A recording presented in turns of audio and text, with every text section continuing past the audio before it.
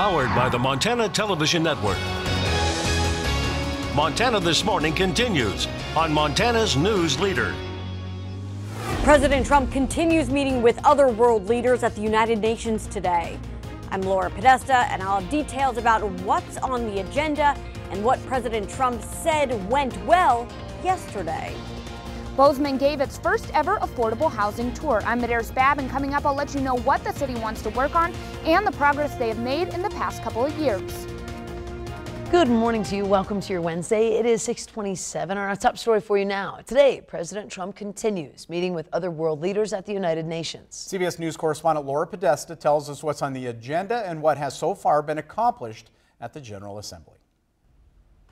President Trump remains in New York City today, meeting with Israeli Prime Minister Benjamin Netanyahu and speaking before the United Nations Security Council.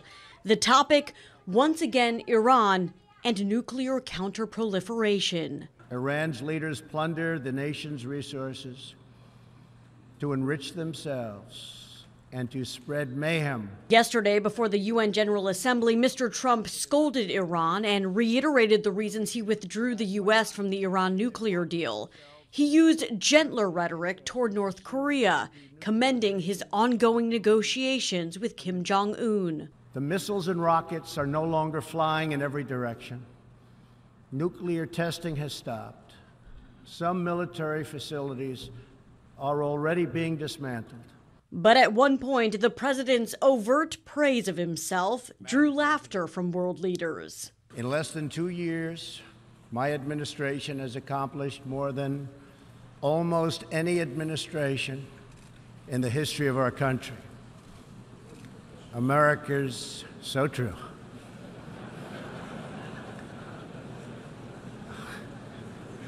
Didn't expect that reaction, but that's okay. President Trump later said the laughter did not bother him and that the speech, quote, went very well.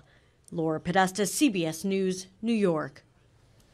Now, United Nations Ambassador Nikki Haley says she expected Trump's meeting with the Security Council today to be the most watched ever. Staying in politics, the president's son, Donald Trump Jr., was in Bozeman last night. He was the keynote speaker at a campaign rally for U.S. Senate candidate Matt Rosendale. He was joined by Fox News personality Kimberly Guilfoyle, and the race is gaining national attention as Republicans try to keep control in D.C. and Democrats try to change the trend or at least maintain their numbers. Hundreds of people turned out for last night's event at the Gallatin County Fairgrounds. I went to Great Falls and I wasn't able to get in, so I wanted to be early here so that I would be able to get in. So, yeah. I think it's kind of fun being first. In our country right now, there's a lot of division, and people feel that one of the ways they can really get their voice out there is to protest. A lot of people don't have time to really do anything else. This is something they feel comfortable with. Now, next week, Vice President Mike Pence plans a campaign stop for Rosendale in Bozeman at the same location, the fairgrounds.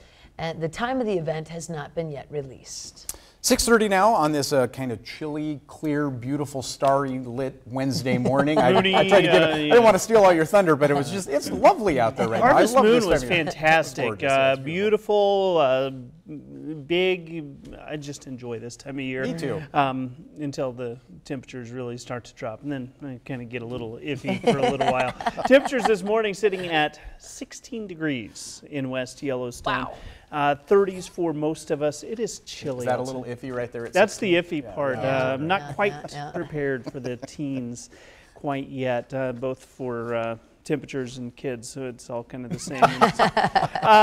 Look at your bus stop forecast, 32 degrees, crisp start, great temperatures for the afternoon as the kids are getting off the bus. Looks like we're going to be dealing with pretty comfortable conditions.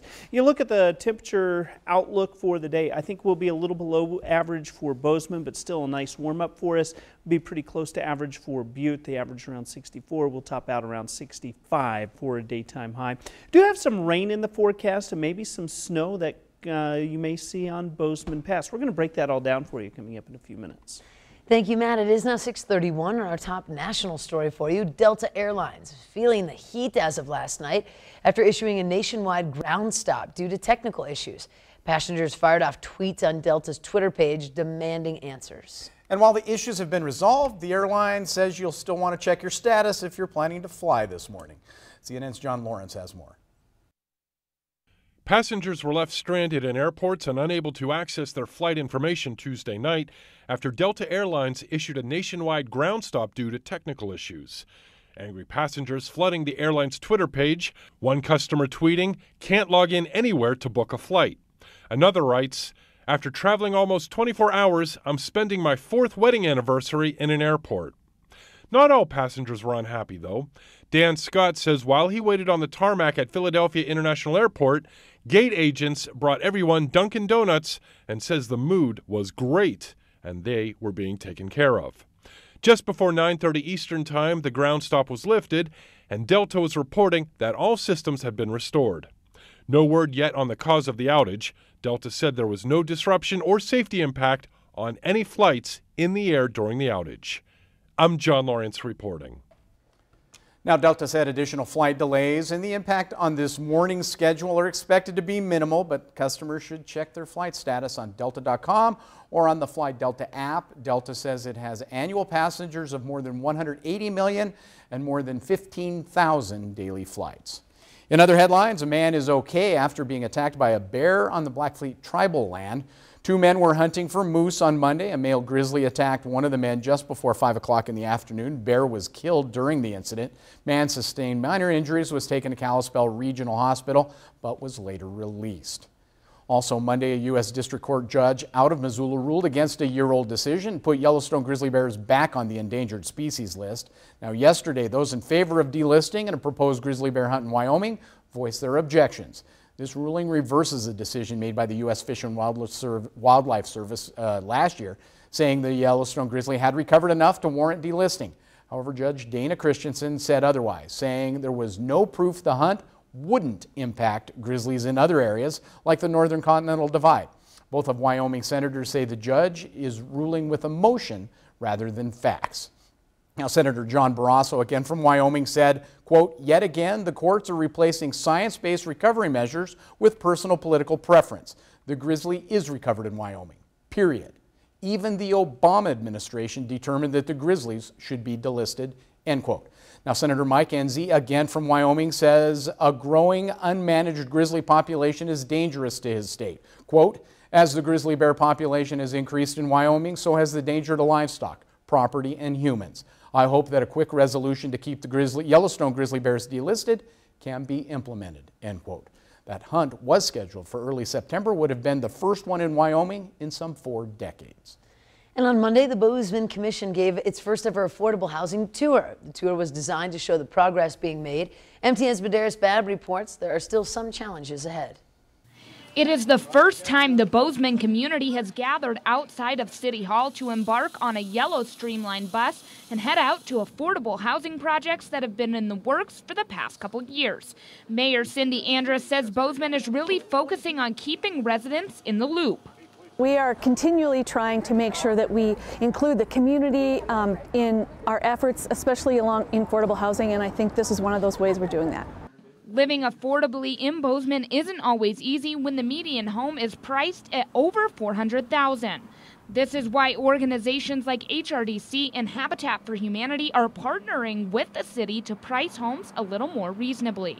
Bozeman's a place where there's a lot of churn. People are moving in and out all the time. And one of those reasons is that people feel like they can't afford a home and really set down roots here. So by providing more affordable housing, we're able to help people who want to stay here and be part of what we have in this community. One of the projects HRDC worked on with the city was Humble Homes. This 600 square foot tiny home was part of the project and was recently sold for about $175,000. Even though the city showed off progress being made, it doesn't mean there isn't challenges, including availability of land and the battle for obtaining dual income tax credits. So we're competing with other communities that have every bit as much of a need as we do, and then just finding the partners and the resources to get the projects up and going. Since the city currently is without an affordable housing manager, the next person to step into this role will have to come up with solutions to these problems. In Bozeman, Medeiros Babb, MTN News. Now, the city plans on doing more tours like these for residents as long as there are community interests. Interesting there. For sure. $175K for a 600 square foot house. Home. All right. Time for a break. In a moment, our chief political reporter Mike Dennison checks in on our latest on Governor Steve Bullock's Main Street, Montana plan. What's developed recently? That's all ahead. But first, we're going to check in with John Dickerson to see what's coming up at 7 o'clock on CBS This Morning. Good morning ahead on CBS This Morning. We'll talk to Brett Kavanaugh's attorney, Beth Wilkinson, how she's preparing for tomorrow's hearing involving the Supreme Court nominee and Christine Blasey Ford. And John Clune, the lawyer for the second Kavanaugh accuser, Deborah Ramirez, will also join us. Also, only on CBS This Morning, Nora will interview Secretary of State Mike Pompeo. They'll discuss a potential second summit with North Korea and what's next in negotiations with Iran.